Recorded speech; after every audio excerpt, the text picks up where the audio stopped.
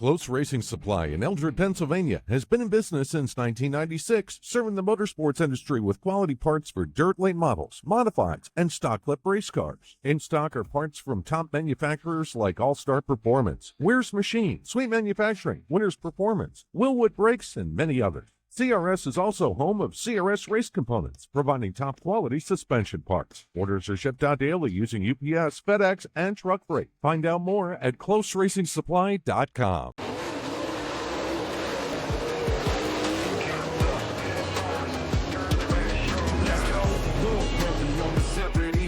Kicking up dust, spinning tires, it's a dirt track show. Lenses, focus, inches, rolling, feel that adrenaline. Capture moments, freeze frames, that's where the thrill begins. All right, everybody, welcome back to another episode of the Woah Show. Special kind of energizing us here is the Carpies Energy. They just dropped it. They're probably out by the time this podcast drops, but shout out to Derek and our good sponsors at Carpies for the energy drink, because the print company that has a energy drink is awesome. We have a special guest on the show today. It's super cool that we started messaging back and forth about some photos and stuff from our neck of the woods. But joining us, the PR person for the PR media person, probably wear 100 other hats too on race day, as we all do, for the All-Star Circuit Sprints. Rachel, welcome to the show. Hi, thanks for having me. So let's talk about it. First and foremost, what do you do with the All-Stars? So I don't do just the All-Stars. So I do the All-Stars, I do Fremont Speedway out of Fremont, Ohio, and I also do the Fremont Speedway Hall of Fame and Waynesfield Raceway Park down in Waynesfield, Ohio. And I do everything you see on the social media. So all the social media stuff, all the graphics, that's all me. The live updates on race nights, that's me, and the behind the scenes marketing stuff. So like the marketing decks and things like that are used for the sponsors. I create all that stuff too. Yeah, that's the job of a media person is never done, especially on the night where you're one person running around a racetrack. And especially when we're the series, it's pretty fun. I am very thankful for the golf carts. Thank you, Rich Farmer, for the golf cart, because it's very handy to haul around all the sponsor signs and to get from point A to point B, because some of those pits and some of those racetracks are a lot bigger than they look sometimes.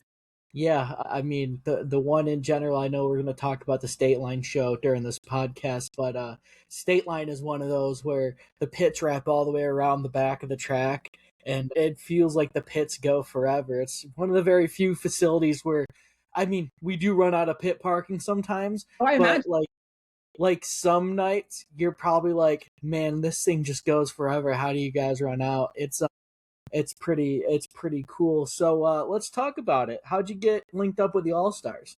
So I did the social media for Fremont Speedway in 17 and 18, and then I had a massive career change and stepped away from racing for a few years.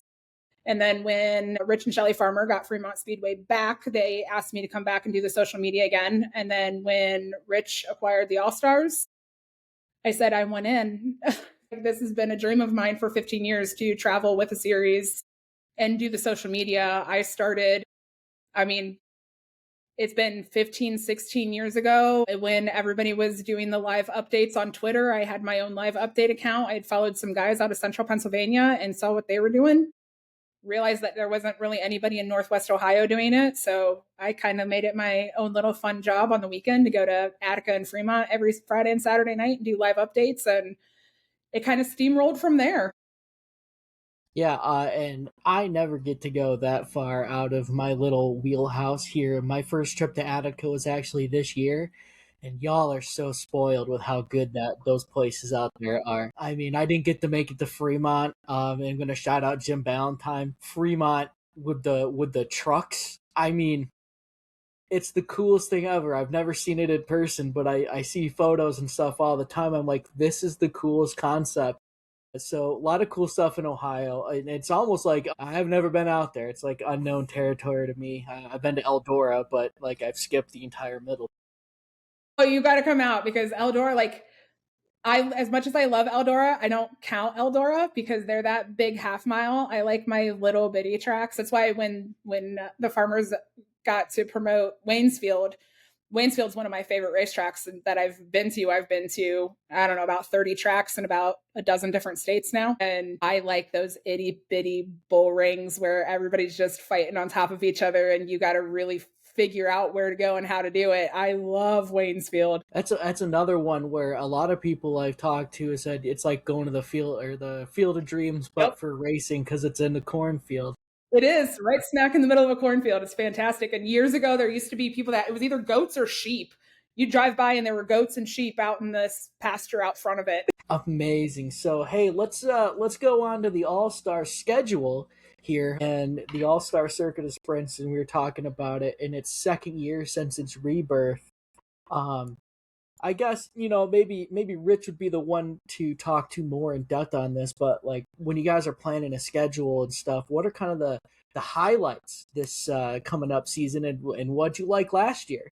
And that is definitely probably more of a farmer question, but because he does all the scheduling, I don't want any part of that. That's a monster that he does very well at taking on. For me, and I'm not just saying this because this is the podcast I'm on, but when I saw 2 nights at State Line, I was super excited. State Line, very quickly, I had never been. The only track in New York I had been to up until last year was Lebanon Valley.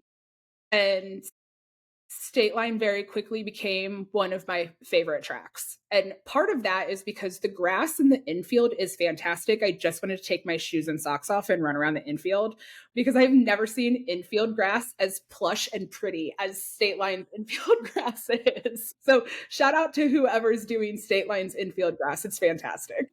Yeah, we're spoiled in the infield of State Line, especially with as a photographer for the sight lines and stuff. There's like nothing in your way, which could also be a bad thing because I have had to run away a couple times. But one of the best sprint car races I have seen was that night at State Line. And a little side note, the scoring computer couldn't keep up with how quick the laps were turning for that during the feature. So we got a new scoring laptop the next night or the next week because you guys literally melted our laptop.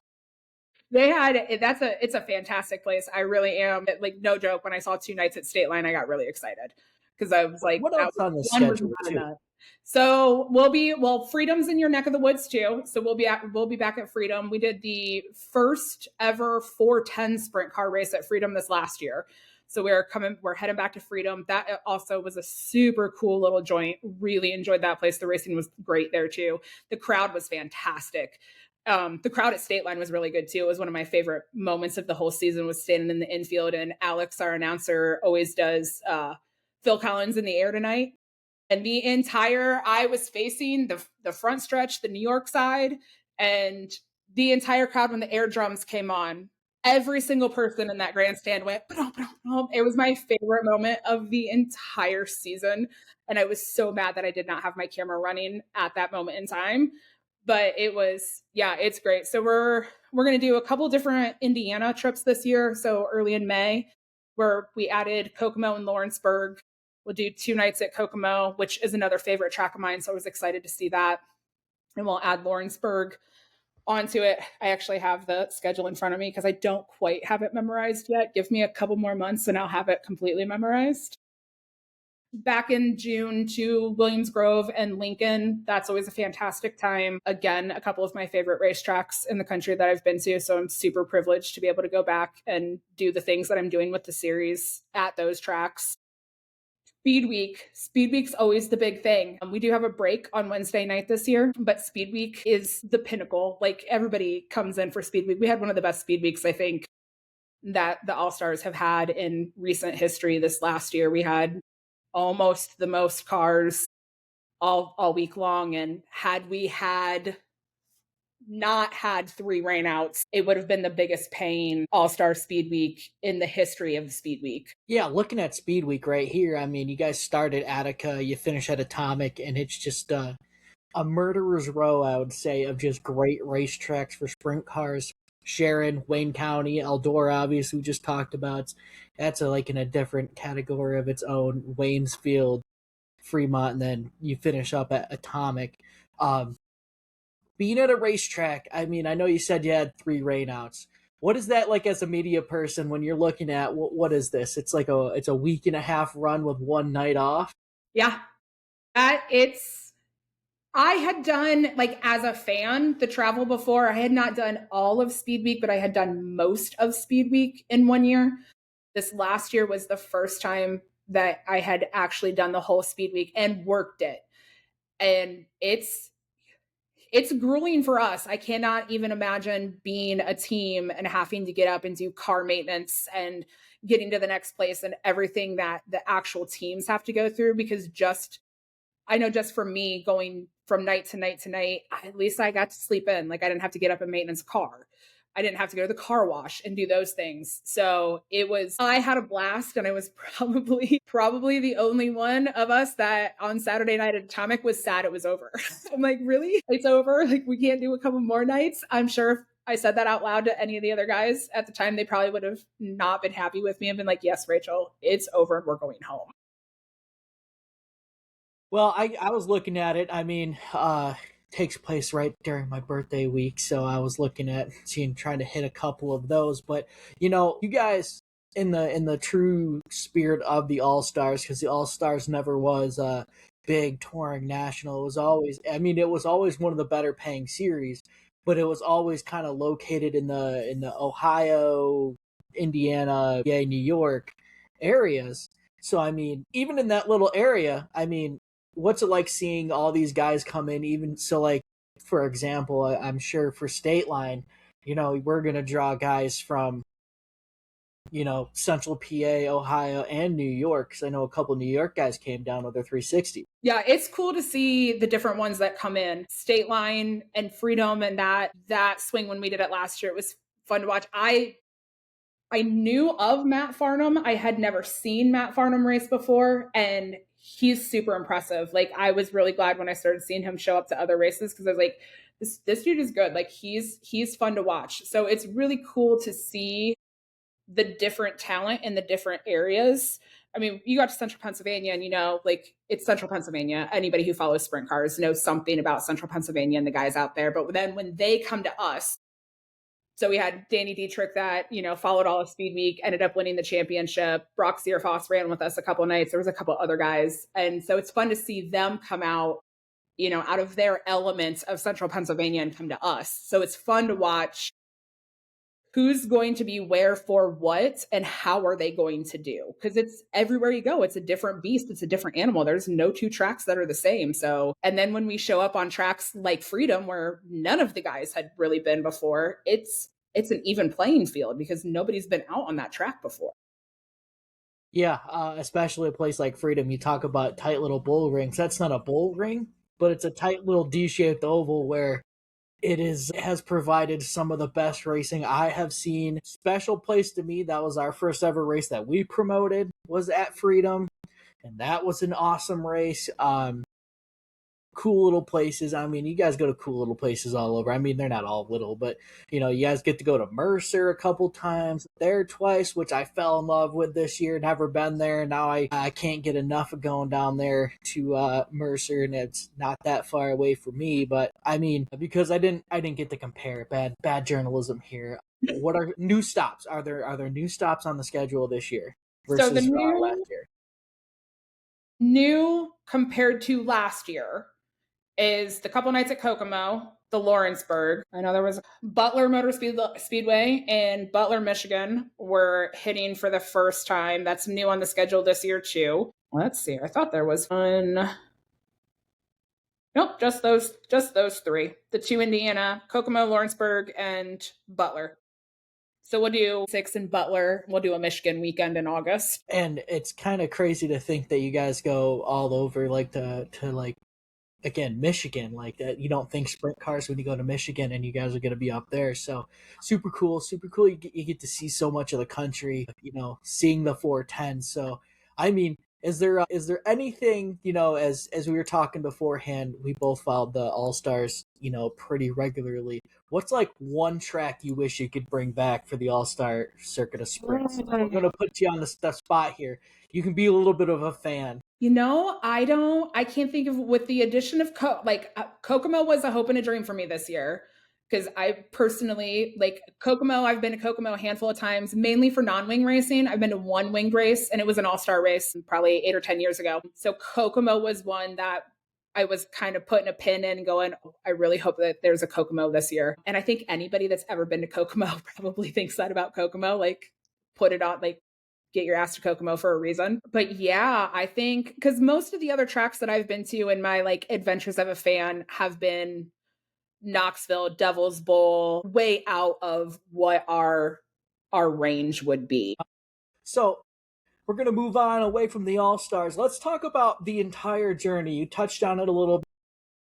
You started with a Twitter account following race because you saw you filled a need, right? And that's kind of, it's funny you say that because that's how this podcast started. That's how we started doing a couple things with our Facebook page. Just things you're like, hey, no one's doing this. I guess we could do it, right? And then that's how it starts. So from Twitter, how does this all start? How does the entire journey evolve from doing as a fan in the stands, which that's how a lot of us have started, to where you are now, living the dream?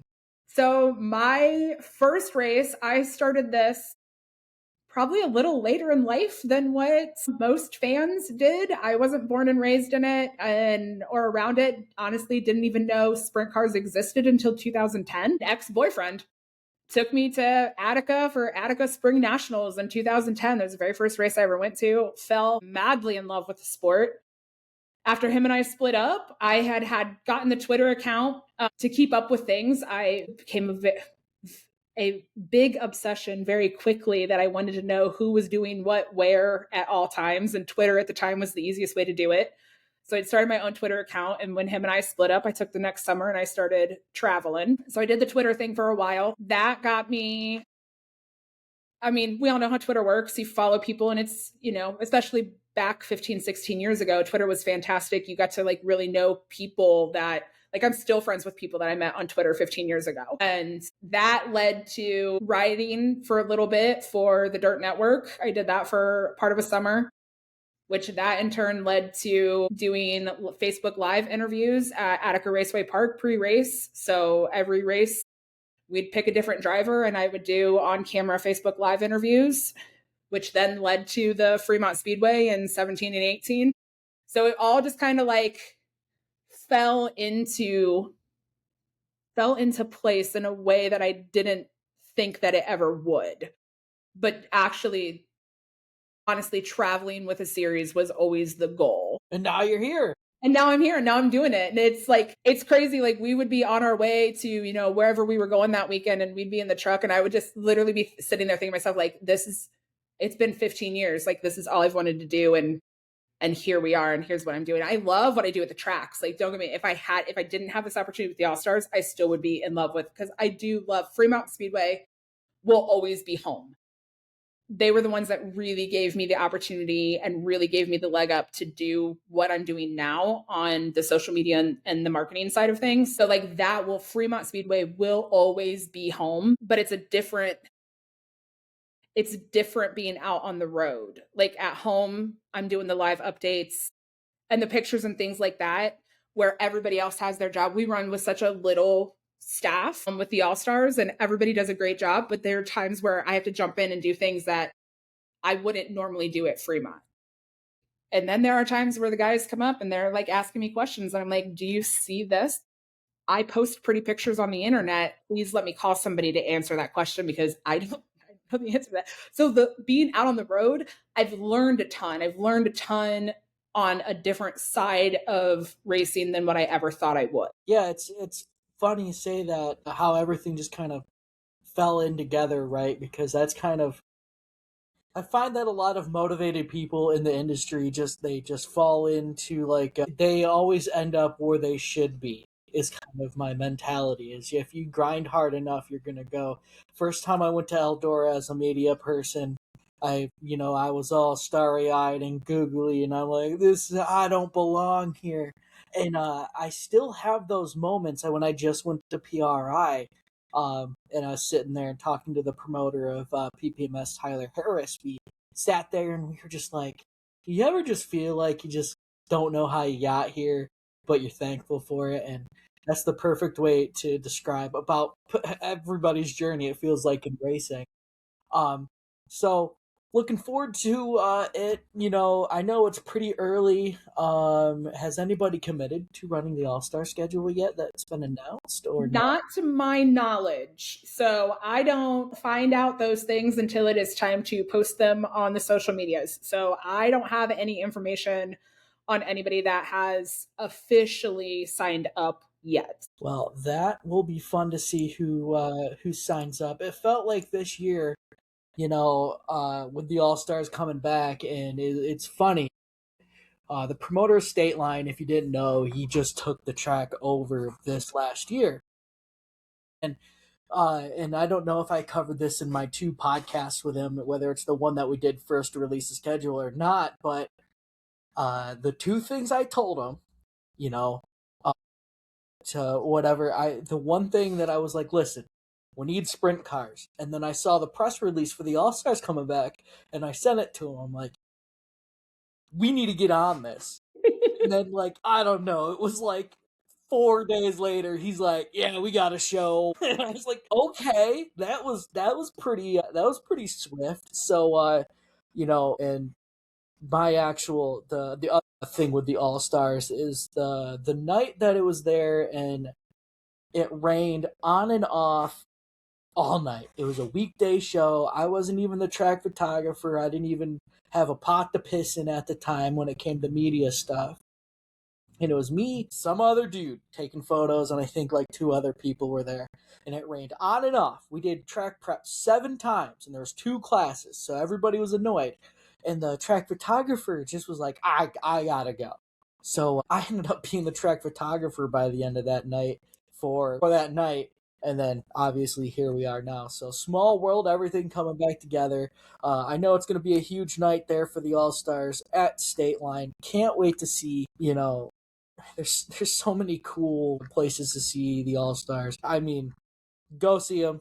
That's my thing. You should give us the elevator pitch on why everybody should go see the All Stars this coming up season. Well, because it is the oldest touring 410 wing sprint car series in the country since 1970. If I had Alex's line memorized, I'd spit that at you. You'd think I would for as many times as I heard it.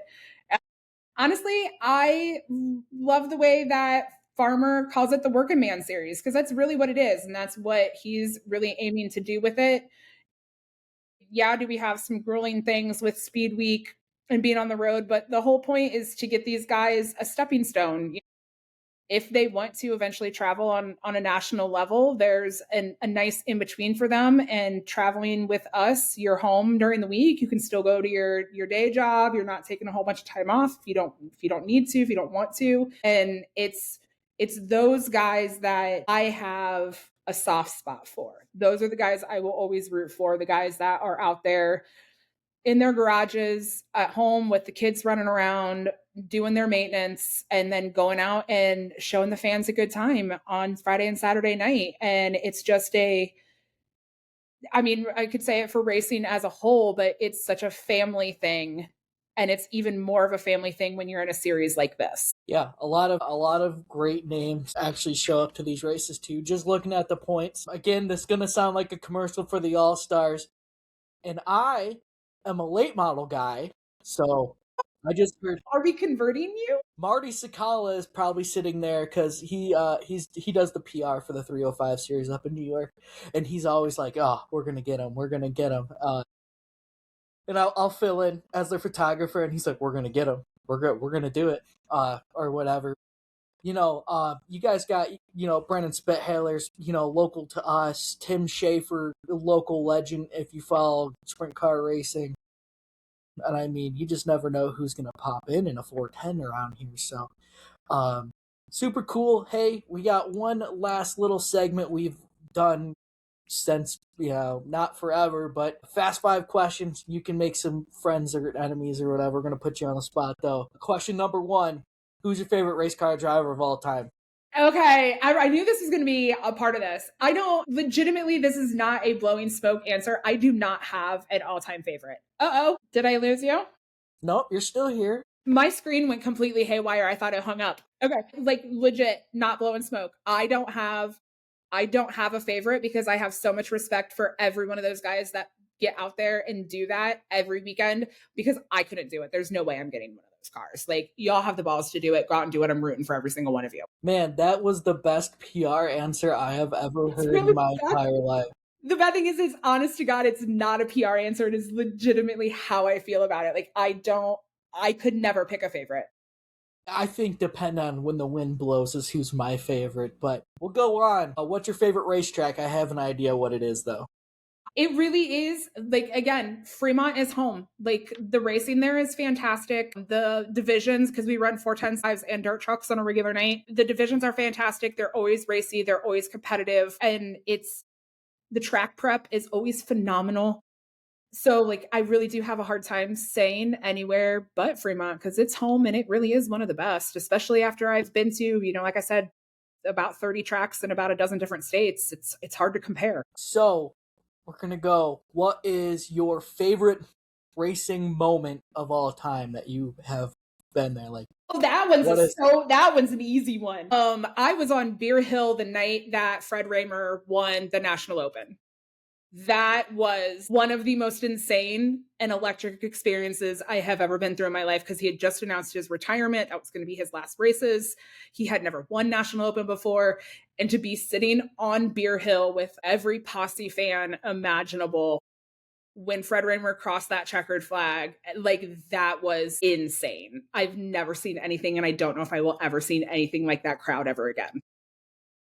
Yeah, I know that was a super cool moment. I know my friend's gone to the Natty Open. And again, I got sprint car country friends all over, and they said it was pretty lit. Lack of better words, lit. He said the place was coming unglued. Yeah, it was insane.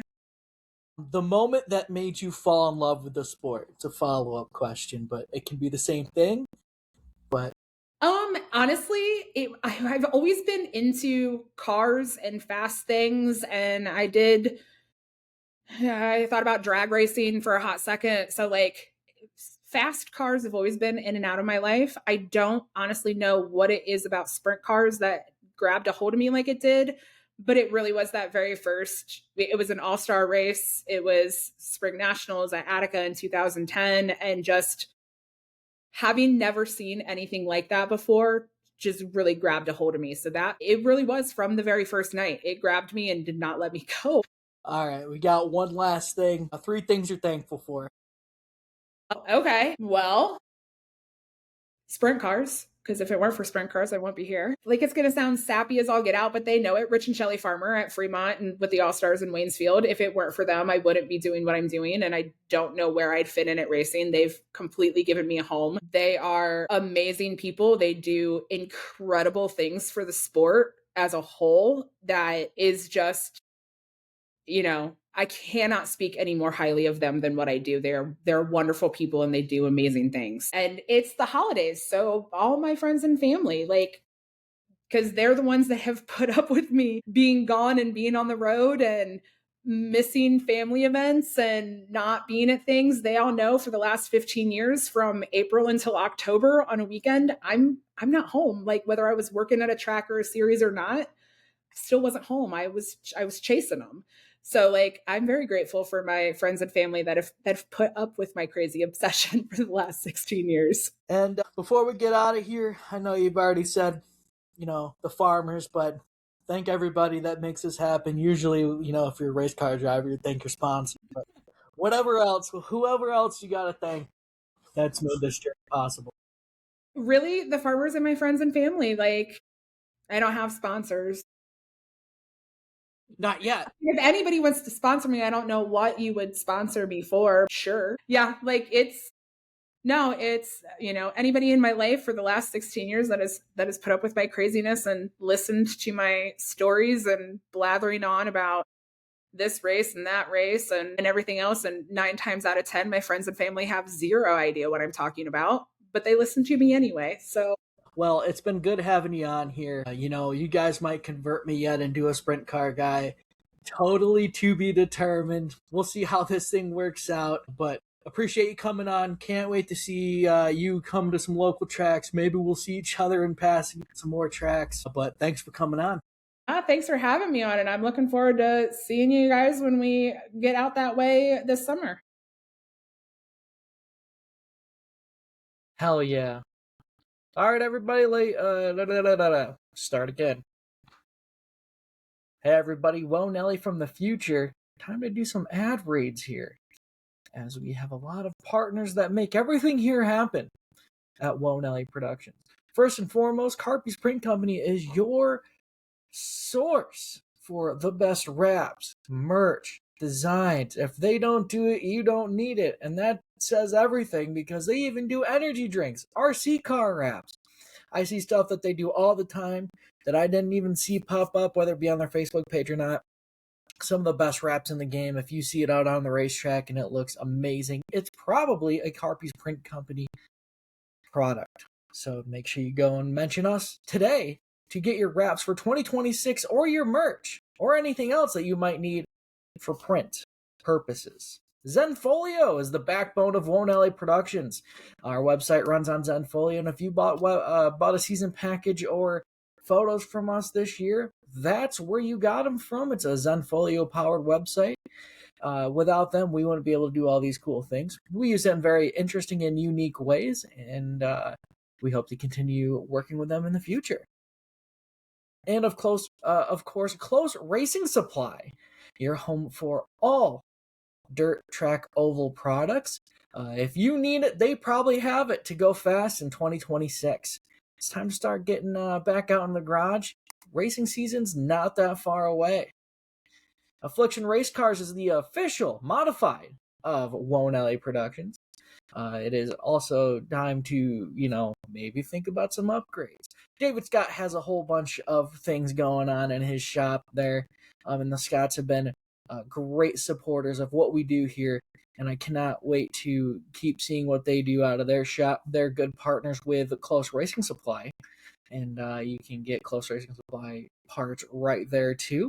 On top of that, fire suits, they do that there, and man, they make a lot of people go fast. Probably one of the better shops to go to out of the area. Can't wait to see what their 2026 plans are out there.